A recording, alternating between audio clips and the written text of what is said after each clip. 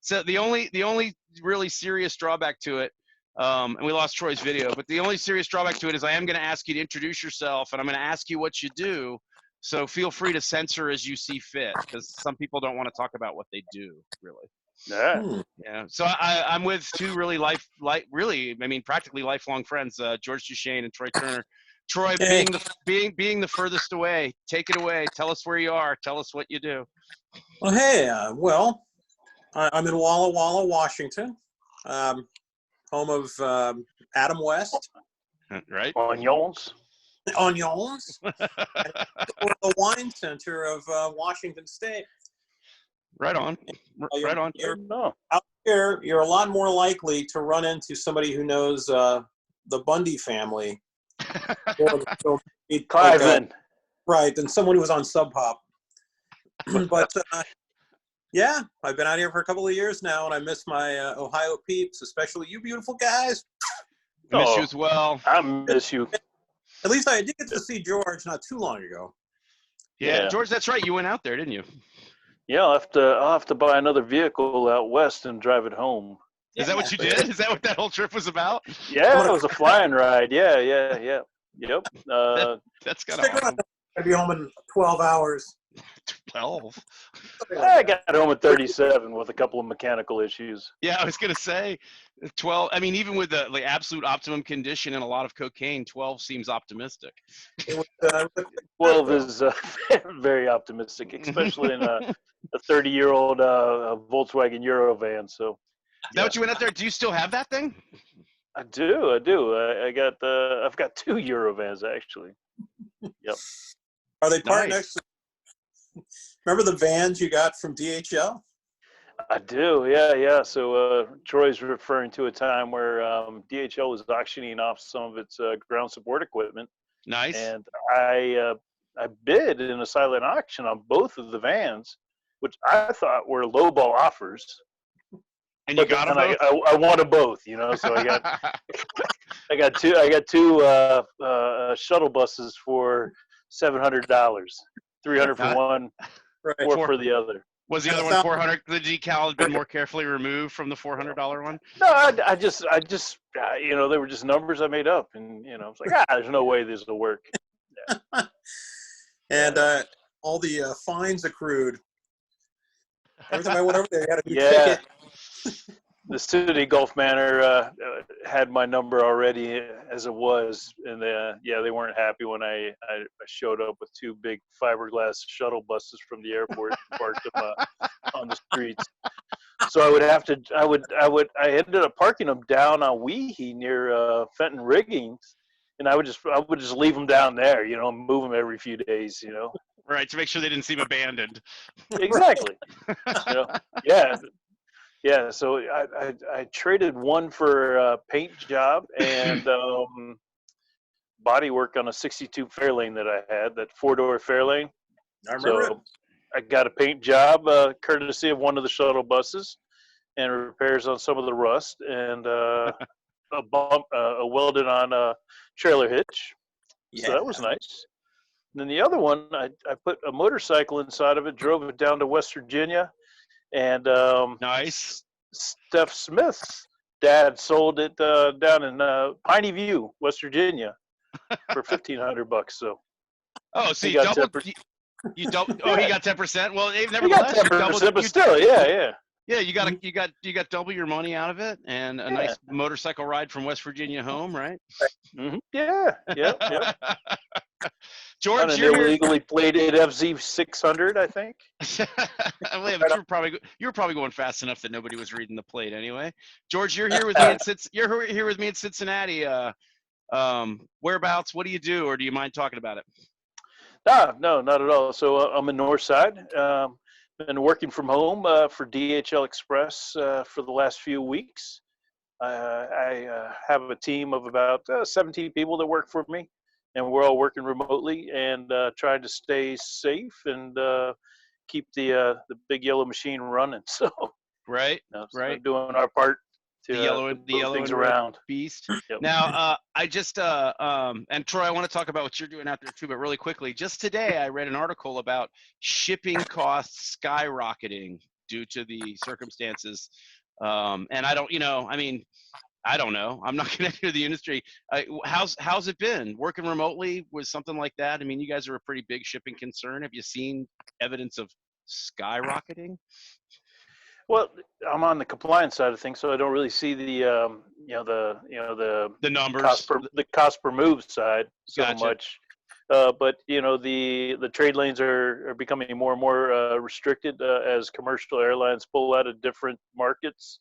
So with supply and demand, if you don't if you don't have a way to get things very easily from one place to another, you're going to pay a premium to get it there. So right. Right. So it seems yeah. perfectly feasible to you.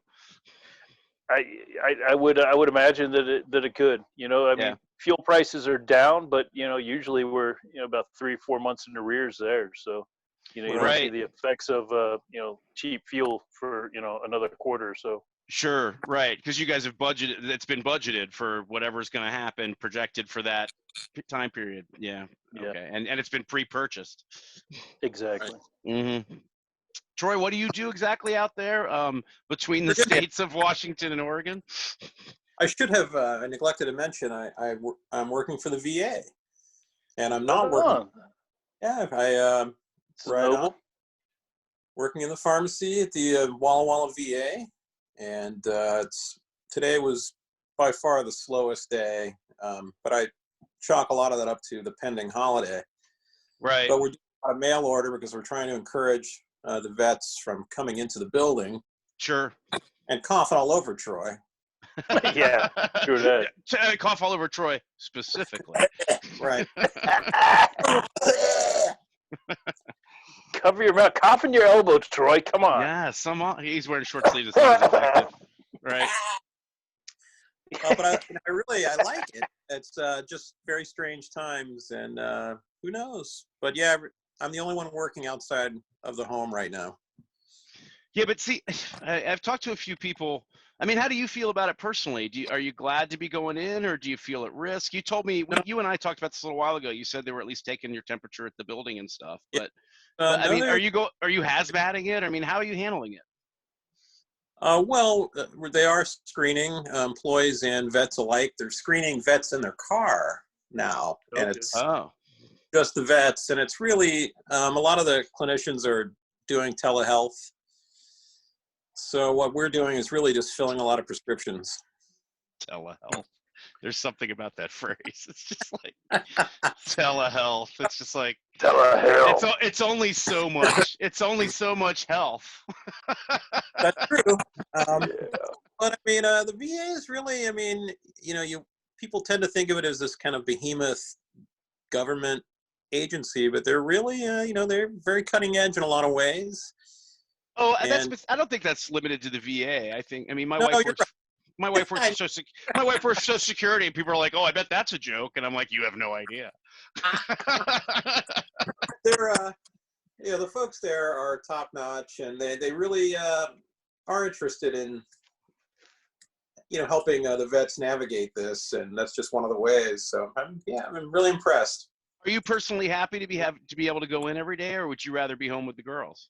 No, I mean, I think they're probably happy to have me away. They're not gonna watch this. You can say, "God, I'm so glad that I'm not." Oh my gosh. Hugely beneficial. I like going in. I like what I do, so that helps. But I'll tell you, this is I'm not I'm a softie, of course, as you know. Yeah, well, as we all really are. But I was driving in the other day, and they've rerouted all the traffic into the campus. The Walla Walla VA is one of the largest VA campuses in the U.S. No shit. Which is weird. It was a fort. Yeah, it was a fort, and it's been in operation for a long. As a side note, here's something interesting about the Walla Walla VA. Of the 12 oldest buildings still standing in the state of Washington, 7 of them are on the campus of the Walla Walla VA. Isn't that interesting? It's a piece of history. Exactly. Makes you, when you think about how young, the West really is compared to, where we're from. Right. The armpit of the nation. Right. So as the crotch. We're not the crotch. That's down I in mean, Louisiana. That's right. Still in the Stone Age, you know. The armpit, man. lot of Come ways. on. Don't sell us short. Only. But so they've got the traffic rerouted, and as I was driving in the other day, there's a kind of a pre-screen. You know, they make employees drive in a different direction as they route the vets into the car screening.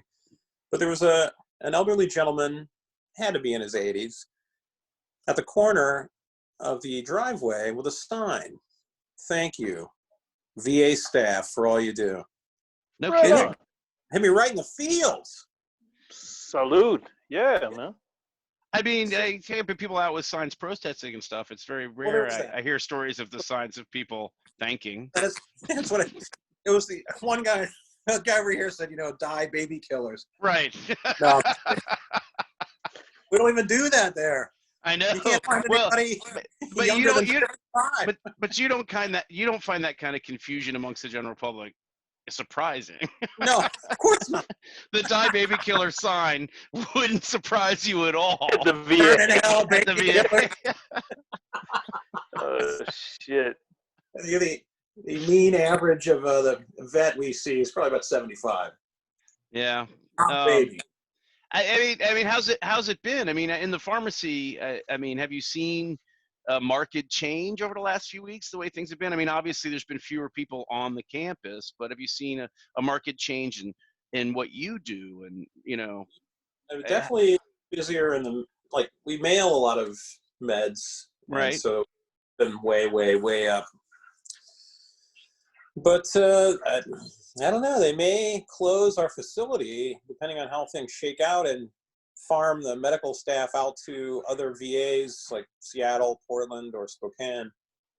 Huh. I mean, is that I mean, that's not related to the circumstance we're in now with the virus or anything. It's related to probably previous assessments of service, right? Well, yeah, depending on, you know, where the pandemic goes will determine if that. How we end up out the other side of it. Right. Gotcha.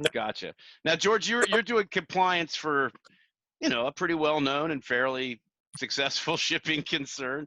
But you just said a second ago that you're not really part of like the boots on the ground part of the operation. But what Right. have you seen? I mean, you said you've been working from home. What have you seen? And are you going nuts yet?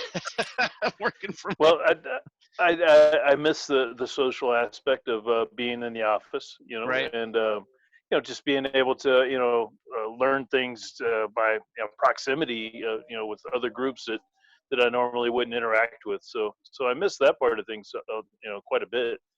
And I'm finding it more difficult to unplug at home and just walk away from my computer because so because you're I kind could of like roll out of bed, you know, and I could, you know, be online, right. answering emails and taking you know, conference calls at 8 a.m. or at 8 p.m. or, you know, it's just Or 9:30.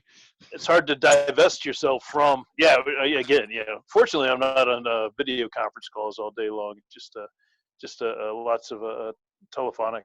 But Yeah. it's hard to just pull yourself away from that and, you know, take breaks. And I have to remind myself to go out, take a walk around the block, get some steps in. 'Cause Right. most days I'm getting like 1,200 steps. I was looking at my Samsung health monitoring device, and it's like a fraction of what I normally get as far as steps when I'm driving into the office, walking to and from the Right. cars, and around Different campus. places in the building. Yeah, without a doubt. I wondered about that. You know, I've had a hard time, and I just assumed it was me more than anything. But the more people I talk to, it's the setting a schedule. When you're in that circumstance where you're just kind of, you know, I have a set schedule. There's times I'm supposed to be logged on and logged off and so on and so forth. But I totally understand the difficulty in divesting when you don't have the physical change in atmosphere, you know? Yeah. Are you getting out on the bike much?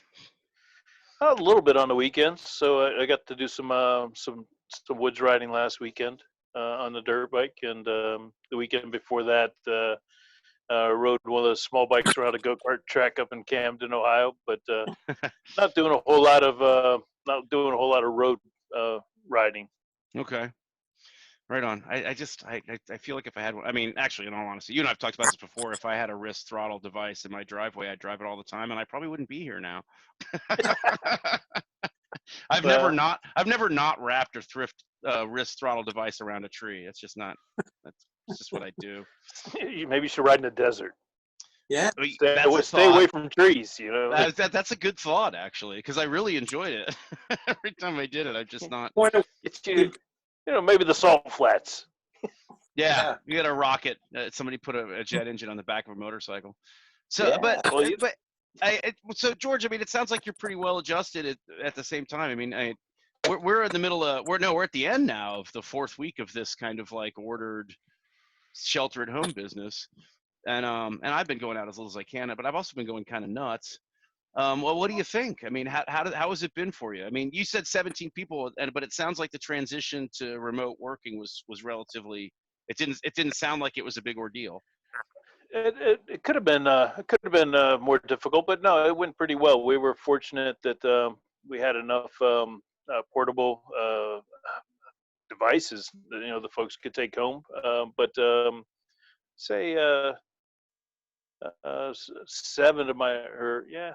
10 of my folks are hourly employees, so they generally remote working isn't extended to folks that are hourly. So we had to come up with some strategies to keep them engaged, monitor productivity, set up the equipment there in their homes, because some of them had to take home CPUs rather than laptops. But and all there was HP had a backlog in orders for laptops even pre-corona because of the Windows 10 update, where a lot of the machines that they had were no longer compatible. Right. So they had to wait for new hardware to be developed to use those machines.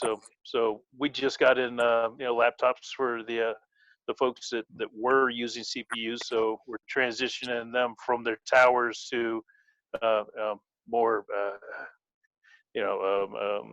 portable friendly devices. So sure, but it sounds like you guys were actually really conscientious of the fact of making sure that you didn't have to let anybody go. Well, yeah, I mean our workload definitely hasn't dropped any, so we need everybody we've got. So there wasn't really a hard decision to make. Right, but it's cool though. I mean, that's the thing is, I mean, I've heard a lot of stories about companies. Obviously, in most cases, probably smaller concerns than yours, but I've heard stories about companies that were kind of preemptively laying people off without even really knowing how it was going to be. Just looking at the numbers and just assuming there'd be this much drop off and there'd be this much less work or whatever the case might be. I'm very fortunate I had a company like your own that kind of just felt like we should treat it like we should always treat it and be ready for whatever happens. And it wasn't going to be a huge disaster if it was a little less than we expected. And but it sounds like both you guys have been, relatively fortunate as far as like the employment aspect of things goes. But how's your gut? What's your gut on this whole thing? What do you think of it? What do you think of what's going on? Are we overreacting? Are we doing the right thing? I mean, I'm all about flattening the curve, and I'm willing to do whatever. And you guys have known me long enough to know that that's not easy. I'm not like, wait a minute, but I think we're doing the right thing by socially isolating ourselves and trying to flatten the curve. I think that's the right thing to do, and I don't think that from an Ohio perspective that it's peaked here. So we still have a little bit of time before we start heading out the other end, and even when we head out the other end, until there's a vaccine available for this, really, opening everything back up to business as usual pre-corona, I think is just going to jumpstart this and restart it. So that's my NPR 2 cents. No, I agree. I think Ohio and Washington are lucky that they had two reasonable governors who were preemptive and proactive. And who would have thought DuChaine would be that way? But I had no love for the guy pre-corona, but I must admit that that DuChaine and the Surgeon General have done an excellent job in helping mitigate the damage this could have caused if they had just been laissez-faire about it. Well, and not only that, but being able to present it to the public in a way that made sense and had some obvious thought behind it. So and that's the thing is, Troy, I don't know if you saw it or not, but I talked to Ashley Rogers, and she's out in Portland, I believe. And I was asking her about, I mean, you guys were pretty close to what at one time, I mean, Washington, Seattle, that one nursing home at one time was like the epicenter, those 11 cases or whatever it was a month ago was like the whole thing, and the Northwest, when you look at the numbers now, the Northwest has been widely, I mean, widely is not the word I'm looking for, but largely below the way the numbers have shaken out the rest of the country. And and I don't remember hearing things before everyone else was talking about shelter in place and flatten the curve and stuff, but it seems like that's what happened out there. Yeah, I agree. And I mean, it was just a smart thing to do. There have been cases in Walla Walla County they're growing, as far as I know. I mean, and we had a few cases at the VA, though no one that was on campus.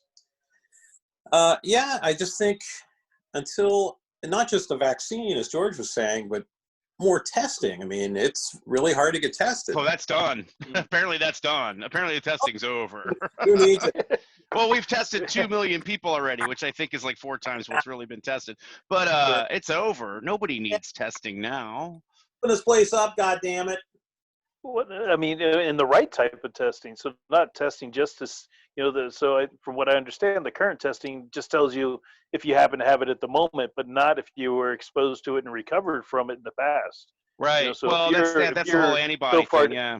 Right, yeah. So really we need, the antibody testing, to really, tell who's really safe to, go out and commingle in public.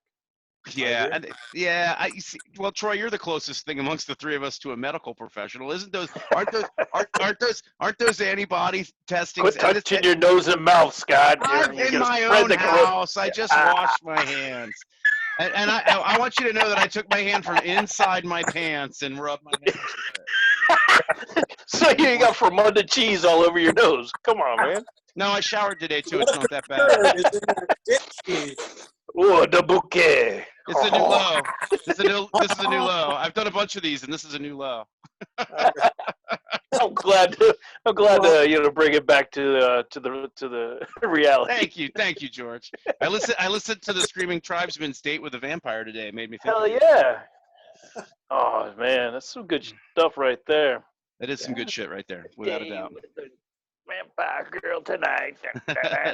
It's out of sight. Right.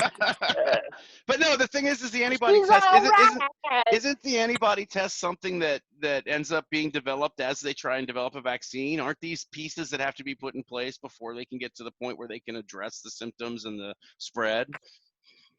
Well, of course, because this is America. America. You pronounce it wrong. Absolutely, brutal, like stupidity. Right. Well, not not that I'm exempt. Criminal level capitalism. Hold my beer, watch this. They've got to make sure that some stockholders can be made very, very happy first. And I don't know if you guys. Yeah, it's terrifying. I don't know if you guys thought about. Yeah, but that's the thing is the CDC. The CDC actually gave a statement to either the Times or the Post. I can't remember who it was, and it was like 3.5 weeks ago. And they were literally saying that they were deliberately delaying testing procedures until a more capable commercial entity could bring something to market. And they literally said, the CDC, Center for Disease Control, told anyone who would listen, well, we're not news, man. You're making this up. We're not going to do anything until somebody can make money. We're not doing anything until somebody can make money. That's the liberal media just, man. Fake news. Feeding you crap, man. You want to beat coronavirus? Jim Baker, the disgraced TV evangelist. You should stop with Jim Baker and be like, okay, whatever. Tammy Faye, man. Get the bleach water. Drink bleach water. And then if you'll put a magnet in each hand, right, holding a Bible between your knees, right, it'll cure it. I hate to be callous, but I mean, sometimes No, I really you don't. No, Come on. Yeah, maybe so. Okay, so I like being callous, and this is right in this vein. Sometimes I wish that one of these evangelists or one of these like super right-wing nut jobs would come up with something that would wipe them out. Be like, oh, if you break a thermometer and snort the mercury and chase it with an entire bottle of Evan Williams, you're gonna be fine. You'll be impervious to anything at that point. You won't even catch the gay. Right. Not the gay. Wait, it'll keep you from catching gay? Well, that's the thing is a lot of people don't understand that the gay is fatal. Life is fatal. That's Life yeah, will right. fucking kill you, man. Thank you, George. That's like the #1 cause of divorce is marriage. Exactly. What was it that George Carlin said, that saliva causes stomach cancer? Right? But only when Small and in small amounts. over a long period of time. That's right. I think that was his same newscast where he said tonight's forecast is dark with widely scattered light in the morning. Better living through George Carlin. Right? Oh, right. Jeez. I guess it's about the same as chemistry. But see, that's the thing is I mean, I've done a bunch of these, talked to a bunch of people, and it's been great. I've been talking to people I haven't talked to in a long time, and seeing them, which is awesome. It's great to see you guys. But the circumstances just seem so mind-bogglingly stupid. Look at this. Oh, I don't look, man. Come on. I mean, I look like the love child of Wayne Newton and Charles Bukowski. But that's the thing is you could probably count on a finger everyone in your state that knows what Bukowski looks like. Well, maybe on the eastern side. Right. And two of those people would be envisioning Mickey Rourke. Same thing, right? It's fair. Was it Matt Dillon that made the Factotum movie? Was it Matt Dillon or was it the Wasn't he Irish Gunsmoke? guy? No, it was the Irish guy, wasn't it? Colin Farrell or whatever, wasn't it? I didn't see it. But I remember this anecdote. I thought it was Matt Dillon. Okay. Marshall Matt Dillon from Gunsmoke. Right. He said that Thank you. he had talked to Bukowski's widow and said, "What would you most like me to convey about Charles that maybe the public doesn't know?" And you know what she said? I can't wait. He didn't stink. A lot of people looked at him and thought, "I bet that guy stinks." He smelled him. He smelled pretty good. He smelled pretty good. He didn't stink. You know, I could see an actor agonizing over that too. I mean, how do I hold myself and say these lines in such a way that makes me not smell bad? Well, I think I prefer the story where Sean Penn said that Bukowski tried to bang his mom. Who's to say he didn't? He may well have. Yeah. Who knows? Who knows? Sean Penn, right? Keep it real. Let me tell you if he banged her. I guess I would imagine that Sean Penn might admit it if it happened. I mean, that's the thing. There's a certain amount of bohemian cred to that, right? That's what I mean. How you doing? And if his acting career hadn't worked out, he could introduce himself to people that way. I'm Sean Penn. My mom fucked Charles Bukowski. Right. Have you ever read Women, chapter 14? It's all about my mom. That's right. If I recall correctly, chapter 14 is nothing but the word fuck. That's what I'm saying. Enough said. Right. We're at it. You know, it is what it is. So, well, what do you guys think, George? What do you think? I mean, that's hard not to think, man. Yeah, I do the same thing, but at the same time, I kind of like to share. I like to hear other people's thoughts. No, you don't. What do I think? No. I think we're fucked. What's funny is one of the reasons I started doing this is because I kind of have an uneasy feeling that this is going to be much more impactful than anybody is giving any credence to right now. No, I think it'll. I mean, it's can impact all kinds of aspects of our life. We're not driving around. We're not consuming as many resources right now. Mm-hmm. Did we see what? Did you just see the fact that there's that city in India now that can see the Himalayas for the first time in 30 years because the air pollution has been reduced so much in just 3.5 weeks that all of a sudden they can see the most prominent. Fake news, man. You just made that shit up. The world's largest mountain range. He's just pulling shit out of his ass. That's like the Great Wall from space, man. That's horse shit, Scott. I know, man. You guys are part of the problem. I do what I can.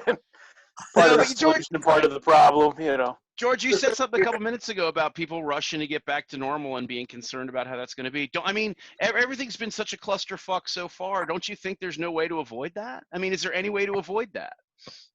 Well, it depends on, I guess, the local governments, right? So the federal government, the Flying Cheeto can, proclaim that it's, safe to go back to work. But, like Troy said, fortunately, there are some reasonable people in local government that are saying, hey, hold on, let's wait this out a little bit longer because, there's no evidence that it's safe to go back in the water yet.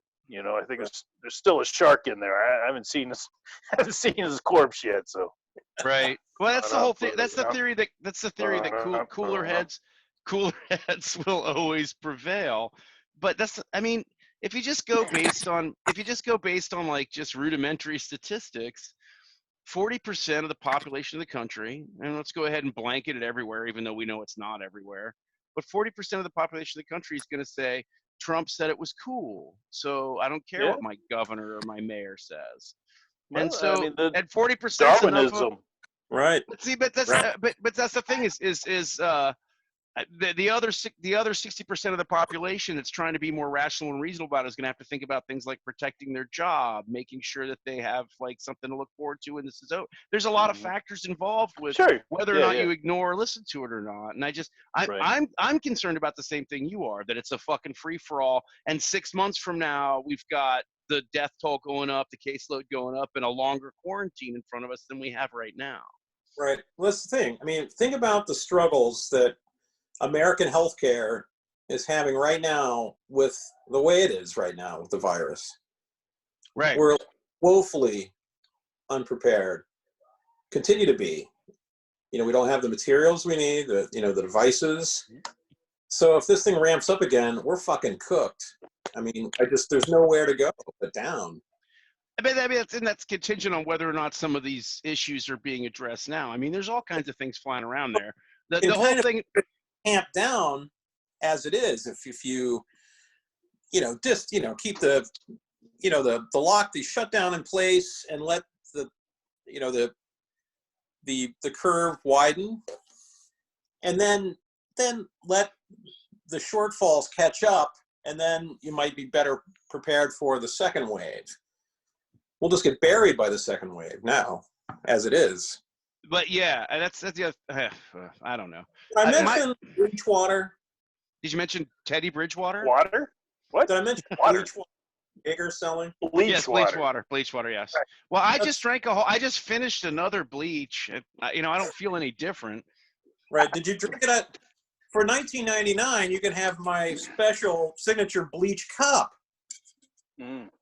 With bleach. Well, maybe that's what we should. Maybe the three of us should launch a surefire snake oil company. Yes.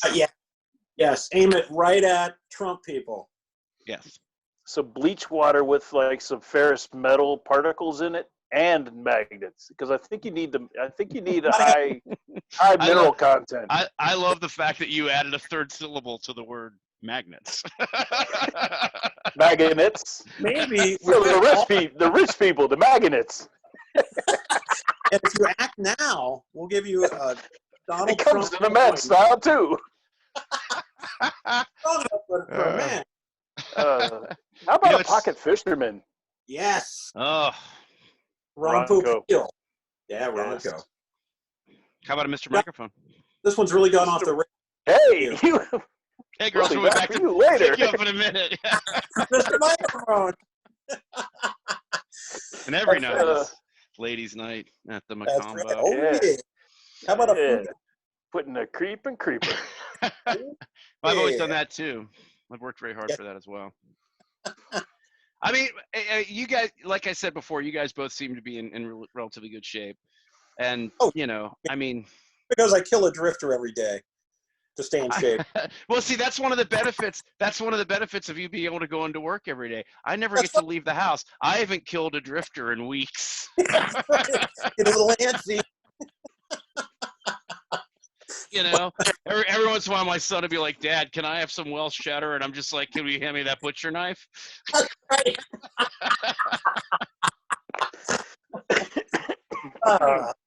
You're killing me. You're killing fired, me, save the matches. Right? What are you reading? What are you reading these days, Scott? Me, too, George. Ask George. I don't. I've had this conversation. I don't know how to read. I haven't read like a book of any kind in longer than I can remember. Really? Yeah. What about that I gave you for Christmas? What about the what? The Kama Sutra that I gave you for Christmas. Well, I just looked at the pictures, right? Yeah, exactly. That's what I did. That's not reading. That's not reading. It's a graphic novel. Okay, graphic novels. Okay. Troy, you still have a copy, right? You get your copy out, open it to page 68, and I'll show you the next picture. 16.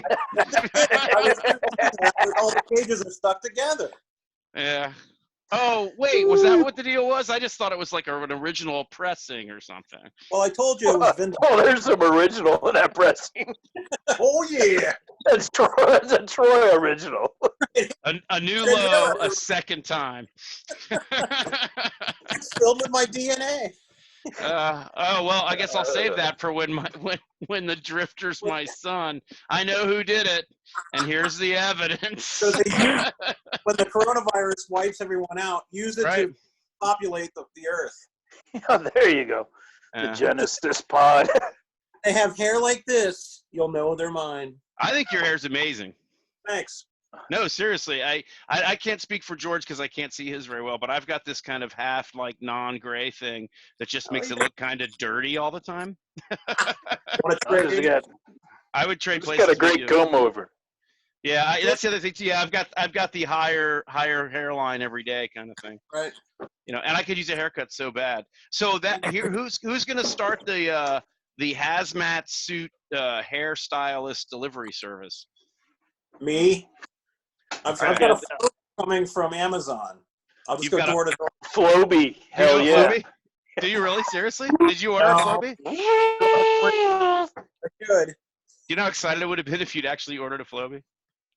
Let me two of us. Still time, man. Yeah, I mean, quick. A couple of weeks ago, I foolhardily thought that despite the run on toilet paper and Clorox wipes and stuff, I was just like, screw it, I'll just order this stuff off Amazon. You can't do that. There was a run there. Apparently. Well, no, now if you go on Amazon and look at that stuff, it says these items are limited to state-sanctioned medical facilities or whatever. Only, whatever. Right. So, so what do you guys think? Is anything ever going to be normal again? I don't think so. We're going to get cut off here in a second. Why? The new normal. There's going to be the new normal. It's going to be the normal. You know what? I love you. I love you guys very much. Thank you so much for doing this. Will we do this again and not like take a week to put it together? Can I get a haircut first? Yes, please get a haircut first. I'll wear a hat. I can't bear to look at or wear a hat. Yeah, something. I'll wear it. Guys, George, I love you. Scott, I love you. I love you too, Troy. My Cincinnati. If anybody remembers, I love you too. Everybody remembers Troy. He loves you. George, love you, brother. Take care of yourself. I love you too. Love you, Troy. We will talk again soon. George, I love you, baby.